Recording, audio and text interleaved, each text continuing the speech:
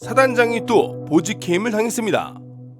대한민국에서 별들의 무덤이라 불리는 사단, 바로 22사단.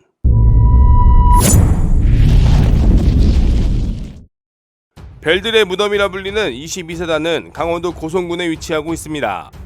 22사단은 전군에서 경계지역이 빡세기로 유명하며 해양경계와 전방경계 둘 다 가지고 있는 사단입니다. 22사단은 원래 뇌종부대라고 불렸으나 뇌종양이라는 단어가 떠오르고 뭔가 뇌에 타격을 받는 그런 느낌이 들어 2003년 22사단의 22 율곡 215에서 율곡부대로 이름이 변경되었습니다. 22사단은 23사단과 더불어 8군단 소속으로 맨날 8군단이 해체가 되니 편제가 바뀌니 부대가 없어지니 말만 한 10년 전부터 제가 군생할 때부터 나왔습니다. 군대에서는 철수하거나 개편될 부대이기 때문에 투자하지도 않아서 시설마저도 후진 부대입니다. 그런데 아무래도 전방경계 근무와 해양경계 근무 동시에 서고 전방에 있는 낙후된 시설로 인해서 사고가 매번 터지는 별들의 무덤인 곳인데요. 22사단은 지금까지 총 8명의 사단장이 징계를 먹었습니다. 그래서 22사단장은 무사 존버는 진급, 사고 치면 전역하는 곳으로 유명한데요. 이 불운의 시작은 1984년 조준희 일병 월북 사건으로 시작됩니다. 이 사건은 조준희 일병과 함께 근무한 전우들을 사망케 하고 월북하는 조준희 일병을 추적하는 수색대대가 지뢰를 밟아 총 15명이 사망하고 11명이 부상을 입는 엄청난 대참사로 조준희 일병이 월북을 한 사건입니다. 이 사건은 나중에 자세히 다루겠으나 이 사건으로 인해서 당시 사단장 및 연대장, 대대장 모두가 보직해임 당하는 사건이 발생하게 됩니다.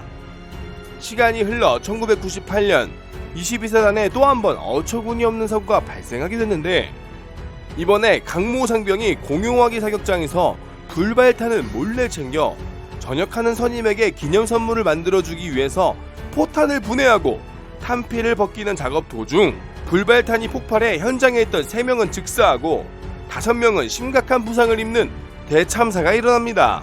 당시 22사단은 당연히 불발탄 처리를 해야 되는데 그러한 절차 없이 병사들이 은닉하는 상황을 만들어냈고 심지어 소대장은 그 사실을 알고도 방치.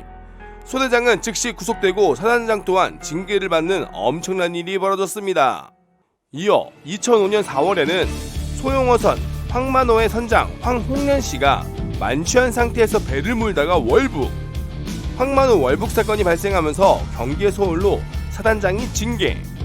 2009년에는 폭력 전과로 지명수배 중이던 강동림이 22사단 전방 철책을 자르고 월북하는 사건이 발생. 그런데 당시 22사단은 철책을 끊고 올라가는 것을 발견하지 못하고 북에서 월북자가 넘어왔다고 광고를 하여 확인해보니 22사단 섹터 내에 철조망이 절단된 것을 발견.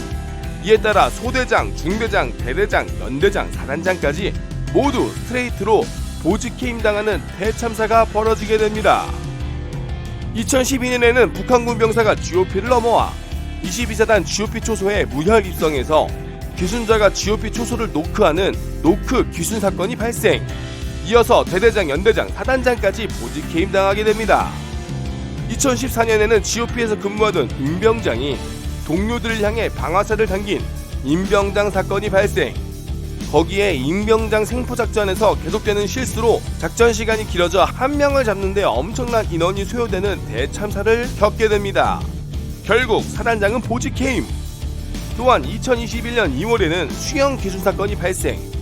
22사단 경계구역 내에 탈북민이 잠수복과 오리발을 착용하고 헤엄쳐 귀순, 깔끔한 복장으로 발견 당시 낙엽을 덮고 위장하고 있었는데 간첩이 아닌 탈북자로 판단?